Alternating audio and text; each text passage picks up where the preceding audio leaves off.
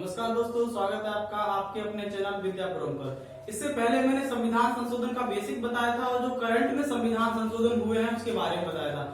अब जो मैं बताने जा रहा हूं उसके बाद संविधान संशोधन से अगर कोई क्वेश्चन आता है तो हमें अंदाजा है कि आप उसे करने में सक्षम होंगे।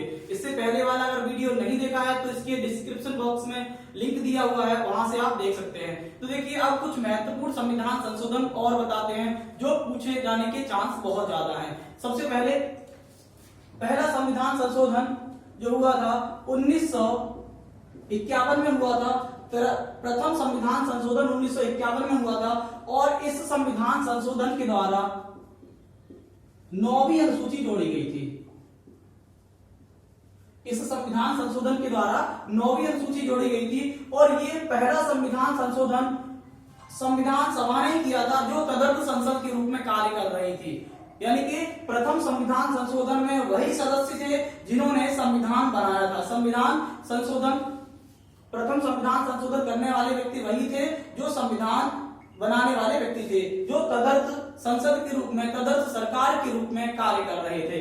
उसके बाद जो महत्वपूर्ण है, 7वां संविधान संशोधन 1956 में किया गया था। 7वां संविधान संशोधन 1956 में किया गया था। इस संविधान के तहत भारत के राज्यों का पुनर्गठन किया था और राज्यों का जो भाग था, जैसे भाग क, ख, ग और घ, यानी कि इस 1956 से पहले जो भारत के राज्य थे 4 भागों में वर्गीकृत किया गया था राज्यों को। भाग क के राज्य, भाग ख के राज्य, भाग ग के राज्य और भाग घ के राज्य। इन चारों वर्गों के राज्यों को जोड़कर 14 राज्य तथा 6 केंद्र शासित प्रदेश बनाए गए थे। तो 7वां संविधान संशोधन किससे संबंधित था? राज्य पुनर्गठन से संबंधित था, राज्यों के पुनर्गठन से संबंधित था और इसमें चारों वर्गों के राज्यों को तोड़कर 14 राज्य तथा 6 केंद्र शासित प्रदेश बनाए गए थे। इसके बाद 8वां संविधान संशोधन जो 1956 में हुआ। इससे पहले वीडियो में इसके बारे में चर्चा कर चुके हैं कि 8वें संविधान संशोधन के द्वारा SC, ST और आंग्ल भारतीय लोगों की जो डेट थी 1970 तक बढ़ा दी गई थी। कब तक बढ़ा दी गई थी? 1970 तक बढ़ा दी गई थी। उसके बाद में बताए थे इससे संबंधित और थे 23वां, वो आप पीछे देख सकते हैं। उसके बाद जो महत्वपूर्ण हो जाता जो अगला महत्वपूर्ण संविधान संशोधन है वो 9वां संविधान संशोधन है। 9वां संविधान संशोधन, 9वें संविधान संशोधन में क्या किया गया था? जो बेरूबड़ी संघ राज्य क्षेत्र था, भारत का जो बेरूबड़ी संघ राज्य क्षेत्र था उसे भारत ने पाकिस्तान को सुपुर्द कर दिया था और यह संविधान संशोधन 1960 में हुआ था। यह संविधान संशोधन 1960 में हुआ था। इसके बाद 21वां संविधान संशोधन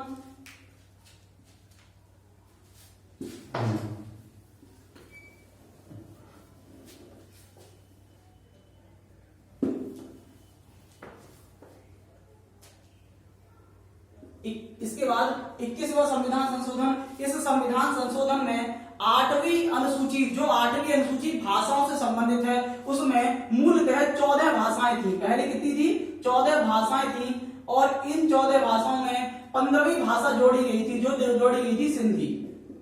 यह भी आपको याद रखना है कि क्वेश्चन पूछ सकता है सिंधी भाषा को किस संविधान संशोधन के तहत जोड़ा गया था? तो सिंधी भाषा को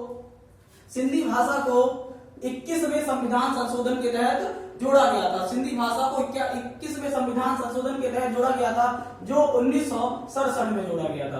आपको याद रखना है मूलतः 8वीं अनुसूची में, जो 8वीं अनुसूची है, 8वीं अनुसूची आपको पता है भाषाओं से संबंधित है और जिसमें प्रारंभ में 14 भाषाएं थी और 15वीं भाषा को, जो 15वीं भाषा थी सिंधी, इसको 21वें संविधान संशोधन के तहत जोड़ा गया था। यह भी क्वेश्चन पूछा जा सकता है कि 15वीं भाषा संविधान में कौन सी जोड़ी गई? इसलिए पूछा जा सकता है क्योंकि सबसे पहले सिंधी भाषा ही जोड़ी गई थी। सिंधी भाषा को 15वीं भाषा के रूप में जोड़ा गया था। उसके बाद जो महत्वपूर्ण संविधान संशोधन है 35वां संविधान संशोधन। 35वां संविधान संशोधन जो किया गया था वो सिक्किम से संबंधित था। सिक्किम से संबंधित था। 35वें संविधान संशोधन के तहत सिक्किम को भारतीय संघ का एक संरक्षित राज्य बनाया गया था। एक संरक्षित राज्य बनाया गया था। इससे पहले इस सिक्किम में चोंग्याल वंश के शासन था, चोंग्याल वंश का शासन था, जिसके तहत भारत में इसे जोड़ा गया था। और इसी में इसी सिक्किम से संबंधित एक 10वीं अनुसूची जोड़ी गई थी। एक 10वीं अनुसूची जोड़ी गई थी। कौन सी 10वीं अनुसूची? जिसे बाद में 36वां संविधान संशोधन के द्वारा हटा दिया गया था, जिसे बाद में 36वें संविधान संशोधन के द्वारा हटा दिया गया था। 35वां संविधान संशोधन 1974 में हुआ था और ये 36वां संविधान संशोधन 1975 में हुआ था। 35वां संविधान संशोधन 1975 में हुआ था। आपको याद रखना है, हालांकि 35वें संविधान संशोधन में इस सिक्किम को पूर्ण राज्य का दर्जा दे दिया गया था और इस 10वीं अनुसूची को भी खत्म कर दिया गया था। क्वेश्चन पूछा जा सकता है जो सबसे पहले 10वीं अनुसूची जोड़ी गई वो किस संविधान संशोधन के तहत जोड़ी गई? तो 10वें संविधान संशोधन के तहत जोड़ी गई थी और इसमें मात्र सिक्किम को रखा गया था। हालांकि इसका कोई मतलब नहीं रहा आगे, क्योंकि इसे 36वें संविधान संशोधन में दोबारा से हटा दिया गया था। इसे दोबारा से हटा दिया गया था। अब उसके बाद जो सबसे महत्वपूर्ण संविधान संशोधन हो जाता है वो 42वां संविधान संशोधन होता है। 42वें संविधान संशोधन को भारत का लघु संविधान कहा जाता है। 42वें संविधान संशोधन को भारत का लघु संविधान कहा जाता है।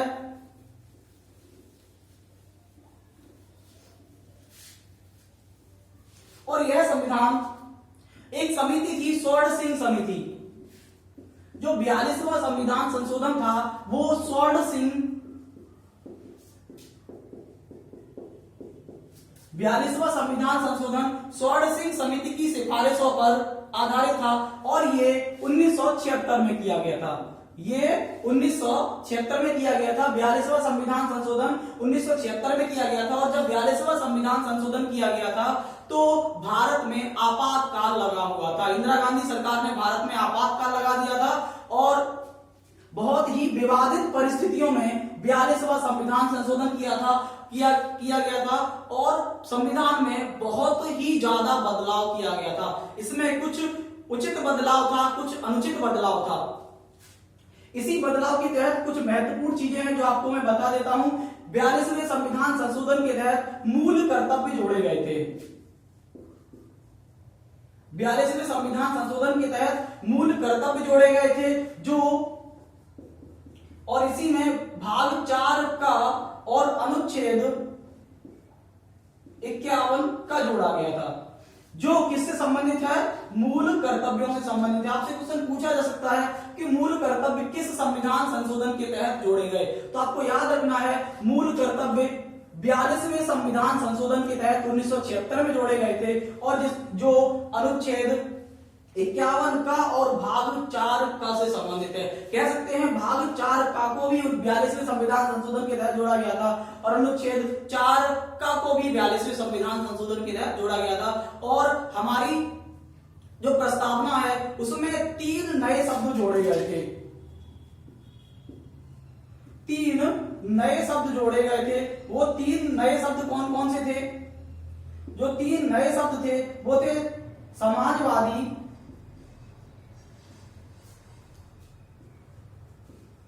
धर्मनिरपेक्षता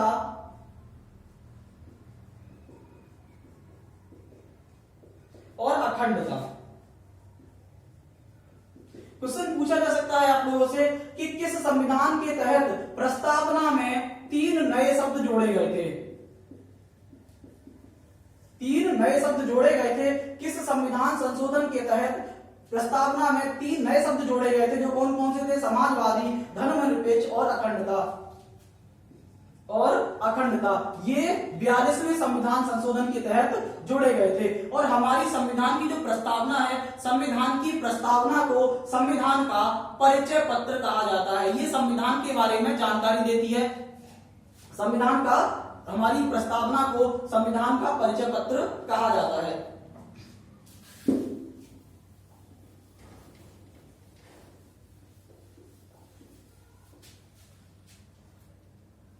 उसके बाद जो महत्वपूर्ण संविधान संशोधन है वो 44वां संविधान संशोधन है। जो उसके बाद जो महत्वपूर्ण संविधान संशोधन हो जाता है वो 44वां संविधान संशोधन होता है। ये 1978 में किया गया था। ये 1978 में किया गया था और इसमें ऐसे बहुत बहुत सारी चीजों को खत्म कर दिया गया था जो 42वें संविधान संशोधन के तहत जोड़ी गई थी, जो 42वें संविधान संशोधन के तहत जोड़ी गई थी। यानी कि 42वां संविधान संशोधन जो किया गया था उसमें बहुत सारी ऐसी चीजें थी जो हमारी न्यायपालिका के ऊपर थोड़ी लगाम कसती थी, या न्यायपालिका के क्षेत्र को सीमित करती थी, या राष्ट्रपति के क्षेत्र को सीमित करती थी। उन सारी चीजों को 44वें संविधान संशोधन में खत्म कर दिया गया। और इसमें एक और महत्वपूर्ण चीज जो की गई वो ये थी कि जो संपत्ति का अधिकार था, संपत्ति के अधिकार को मूल अधिकार से खत्म कर दिया गया, मूल अधिकार से खत्म कर दिया गया, और मात्र यह एक विधिक अधिकार रह गया, और मात्र ये कैसा अधिकार रह गया? विधिक अधिकार रह गया, विधिक अधिकार रह गया, जो अनुच्छेद 300 का में रखा गया। यानी कि अब क्वेश्चन पूछा जा सकता है कि मूल अधिकार जो संपत्ति का अधिकार है, संपत्ति के अधिकार को मूल अधिकार से कब अलग किया गया? तो हम कह सकते हैं संपत्ति के अधिकार जो मूल अधिकार था उसे 44वें संविधान संशोधन द्वारा खत्म किया गया और इसे एक मात्र विधिक अधिकार बना दिया गया, जो कौन से अनुच्छेद में? अनुच्छेद 300 का से संबंधित है। उसके बाद जो महत्वपूर्ण संविधान संशोधन है, उसके बाद एक अगला महत्वपूर्ण संविधान संशोधन है 42वां संविधान संशोधन, 52वां संविधान संशोधन। उसके बाद जो महत्वपूर्ण संविधान संशोधन है वो कौन सा है? 52वां संविधान संशोधन। ये 1985 में जोड़ा गया। ये कब जोड़ा गया? एक 1985 में जोड़ा गया। ये तब जोड़ा गया जब भारतीय शासन व्यवस्था में आयाराम गयाराम का दौर चल रहा था।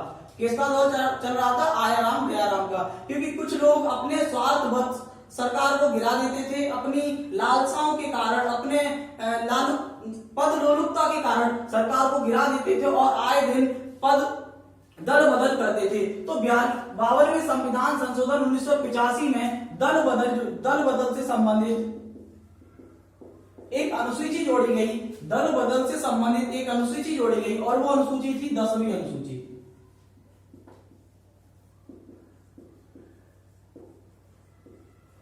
कौन सी? एक 10वीं अनुसूची जोड़ी गई है। क्वेश्चन पूछा जा सकता है कि 10वीं अनुसूची में क्या रखा गया है? तो 10वीं अनुसूची में दल बदल रखा गया है। 10वीं अनुसूची को कब जोड़ा गया? 10वीं अनुसूची को 52वें संविधान संशोधन द्वारा जोड़ा गया। 10वीं अनुसूची को 52वें संविधान संशोधन द्वारा जोड़ा गया, जो भारतीय सरकार को स्थायित्व, थोड़ा सा स्थायित्व प्रदान करता है।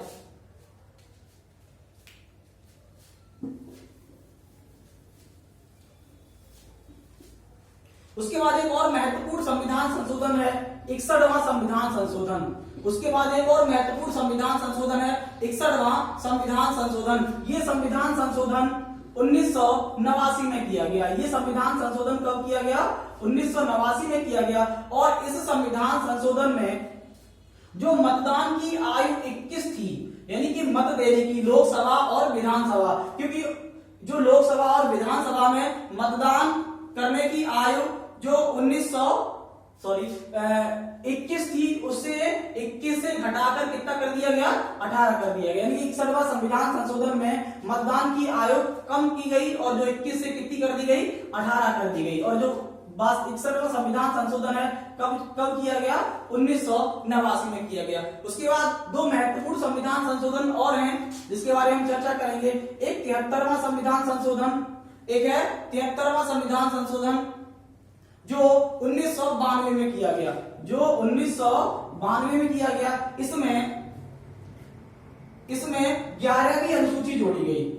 इसमें 11वीं अनुसूची जोड़ी गई। 11वीं अनुसूची ग्राम पंचायत से संबंधित है।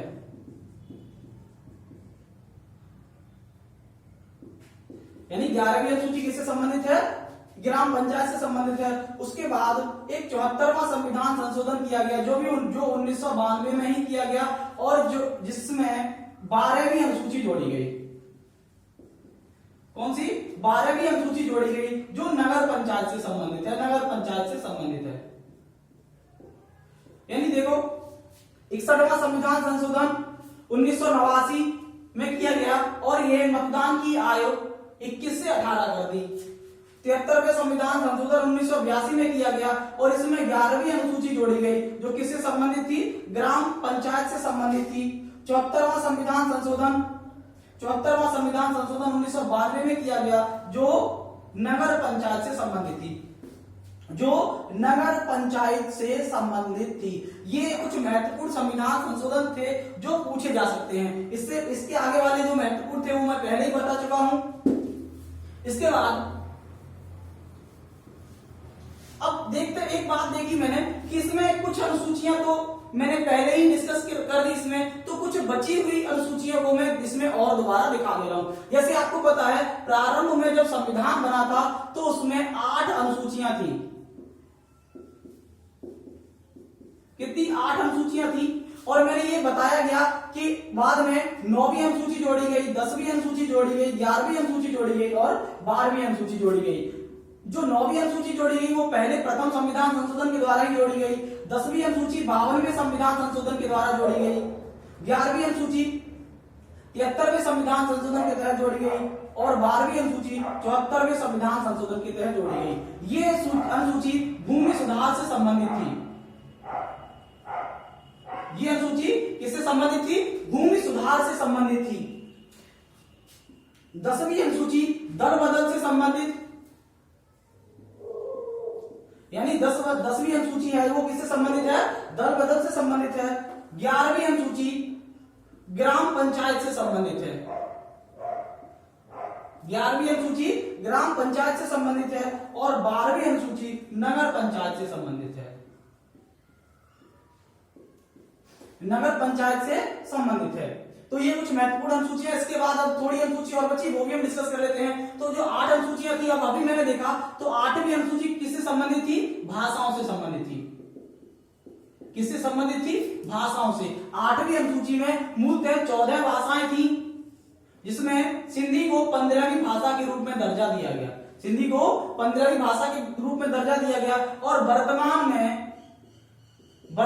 में इसमें 22 भाषाएं हैं। वर्तमान में कितनी भाषाएं हैं? वर्तमान में जो 8वीं अनुसूची है उसमें कितनी भाषाएं हैं? वर्तमान में 22 भाषाएं हैं। अब कुछ और अनुसूचियां बची, जैसे 7वीं अनुसूची। 7वीं अनुसूची सूचियों से संबंधित थी। सूचियों से इसका मतलब क्या है कि ये अनुसूची कार्य क्षेत्र का विभाजन करती है। जैसे इसमें 3 सूचियां थी, एक राज्य सूची, एक संघ सूची और एक समवर्ती सूची।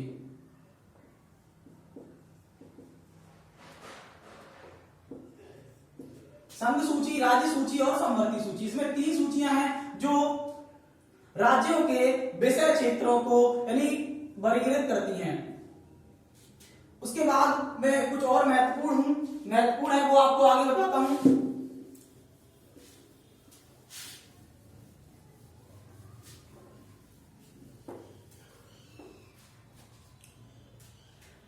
अब जो पहली अनुसूची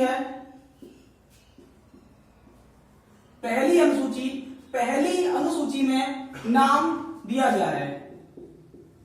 नाम सीधा सा याद रखेंगे, भारत का संघराज्य क्षेत्र तथा उसके नाम। तो हम जो साइंटिफिक लैंग्वेज मतलब जो कॉन्स्टिट्यूशनल लैंग्वेज है उसका यूज नहीं करेंगे, आपको सीधा सा याद रखना है। पहली अनुसूची नाम, पहली अनुसूची नाम। दूसरी अनुसूची वेतन।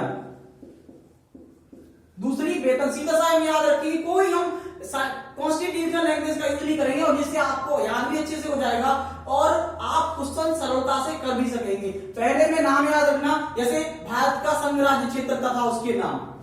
तीसरी में क्या है? दूसरी में वेतन। और तीसरी में जो तीसरी अनुसूची है, तीसरी अनुसूची में है शपथ। तीसरी में क्या है? शपथ का क्या प्रावधान होगा वगैरह वगैरह। चौथी अनुसूची क्या है? चौथी अनुसूची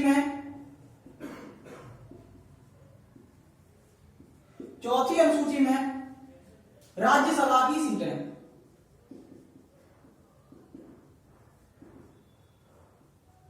राज्यसभा की सीटों के बारे में चर्चा की गई है। पांचवी अनुसूची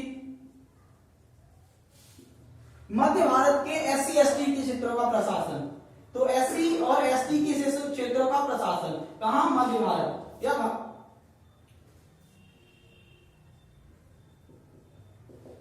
और जो छठवीं अनुसूची है, छठवीं अनुसूची नॉर्थ ईस्ट के कुछ राज्य हैं, उनके SC और ST के क्षेत्रों का प्रशासन।